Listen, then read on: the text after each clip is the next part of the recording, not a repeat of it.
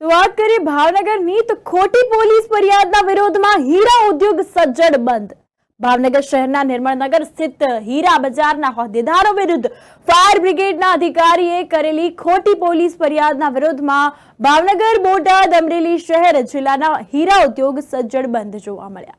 રત્ન કલાકારોથી લઈને દલાલ સુધીના તમામ વ્યક્તિઓએ બંધને સમર્થન આપી સજ્જડ બંધ એલાન રાખવામાં આવ્યો છે। તો ભાવનગર મહાનગરપાલિકાના ફાયર બ્રિગેડ વિભાગ દ્વારા ફાયર એનઓસી વિહોણા નિર્મળનગરમાં આવેલ માધવ રત્ન બિલ્ડિંગને સીલ કરવામાં આવ્યું હતું। આ કામગીરી દરમિયાન ડાયમંડ એસોસિએશનના હોદ્દેદારોએ ફરજમાં રૂકાવટ કર્યાની ફરિયાદ દાખલ કરી હતી।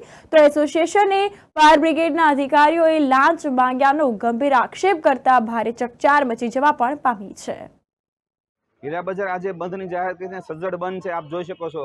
એનું કારણ એવું છે, 2 દિવસ પહેલા ફાયર ઓફિસર દ્વારા હીરાના વેપારીઓ ઉપર ખોટી ફરિયાદ દાખલ કરવામાં આવી।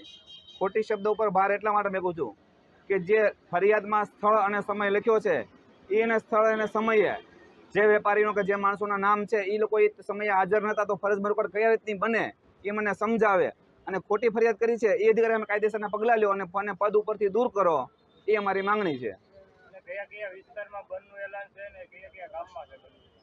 ભાવનગર, બોટાદ, તળાજા, મહુવા બંધનું આપેલું છે, અમે સમર્થન જાહેર કર્યું છે અને સ્વયંભૂ છે। આમાં 90 થી 95% આપ જોઈ શકો છો ઓફિસો અને કારખાનાઓ બંધ છે। રામંત્ર મંદિર વિસ્તારમાં તદ્દન 100% કારખાનાઓ બંધ છે, બંધ છે।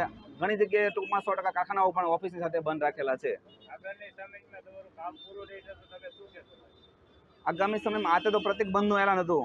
જો અમારી માંગ પૂરી નહીં થાય તો જે ભારતમાં લોકશાહીનો પાયો નાખ્યો મહારાજા કૃષ્ણકુમારસિંહે, એના સ્ટેચ્યુ સામે કાલ પ્રતિક ઉપવાસમાં બેસીશું અને છતાં પણ નિવેડો નહીં આવે તો સીએમ ઓફિસ સુધી આની રજૂઆત કરીશું।